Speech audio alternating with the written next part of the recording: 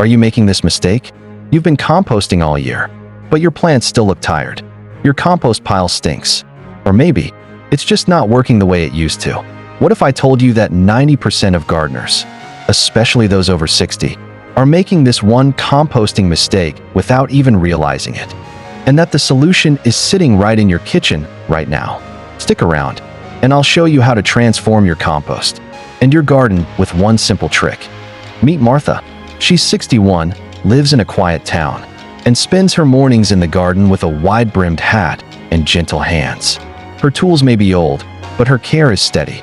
For years, Martha's been composting the right way. She adds her kitchen scraps, turns the pile, and waits for nature to do its magic. But lately, something's changed. The pile smells sour. Her once loose soil has turned sticky and heavy, and the earthworms she used to find by the dozens vanished. Martha is confused, hurt even. She followed every rule: dry leaves, peels, eggshells. She even avoided meats and dairy like the book said. But her plants look tired. Her tomatoes shriveled early. Her compost seems to be doing more harm than good. She began to wonder, was age slowing her down? Or was something missing? The truth? Martha isn't alone. Thousands of older gardeners are facing the same problem. Compost that used to thrive is now struggling. But here's the twist. The fix isn't more tools or expensive products. The fix is simple. It's cheap. And odds are, it's sitting in your kitchen right now. Stick around, and we'll uncover the one composting mistake 90% of senior gardeners are making, and how to fix it with a trick that takes no strength, no sweat, just wisdom. Because your garden should grow with you, not against you. So, what's really going wrong in Martha's garden, and maybe in yours too? Here's the mistake. Too much green waste, and not enough brown.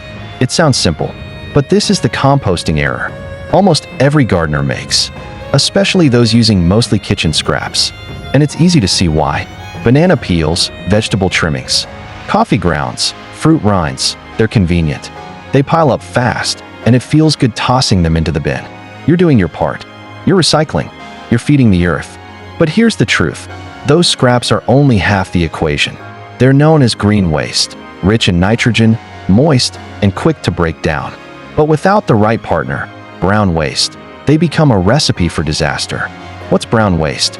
Dry leaves, torn cardboard, shredded newspaper, sawdust, straw. These materials are rich in carbon and essential for balance. They act like sponges, absorbing moisture, reducing odor, and giving structure to your compost pile. Without enough brown material, here's what happens. Your compost turns wet and slimy. It starts to stink, like something's rotting, not composting.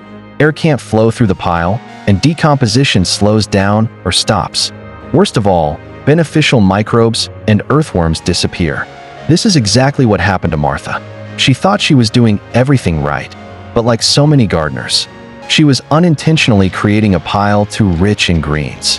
Her compost wasn't nourishing, it was suffocating. But here's the good news. This is easy to fix. You don't need expensive equipment. You don't need to lift heavy bags or turn piles every week. You just need to balance the greens with the browns. Think of it like baking bread. Too much water, and you get soup. Too much flour, and it crumbles. Compost is no different. It needs the right mix. A good rule of thumb: for every bucket of greens, add 2 buckets of browns. Keep a bag of shredded paper or dry leaves nearby, and sprinkle some in with every batch of scraps.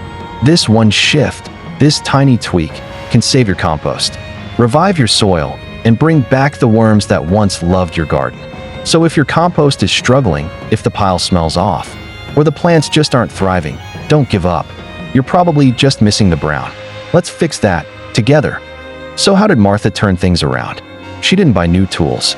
She didn't read long manuals or spend money on fancy compost starters. She just made one simple change. She started saving her shredded mail, old paper egg cartons, and dried leaves. Every time she added food scraps to the pile, she added a handful of dry browns right along with them. No more guessing, no more stinky piles, just balance. And within just a few weeks, everything changed.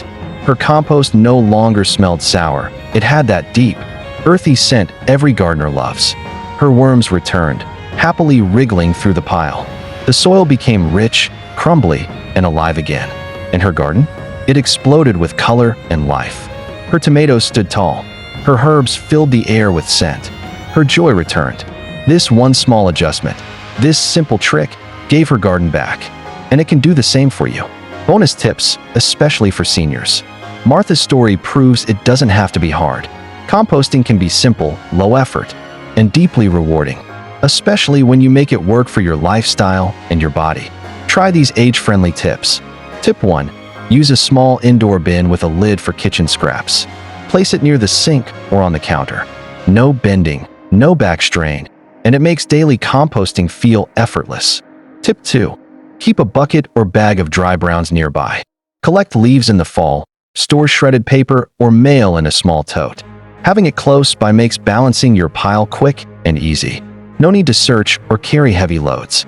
Tip 3. Swap the shovel for a pitchfork. It's easier on your wrists and requires less force to mix the compost. The long handle gives you better reach with less strain. Smart and gentle on the joints. Everyday items you can reuse. You don't need special materials. Just look around your house. Cardboard toilet paper rolls. Tear them up and toss them in. Paper egg cartons. Compost gold.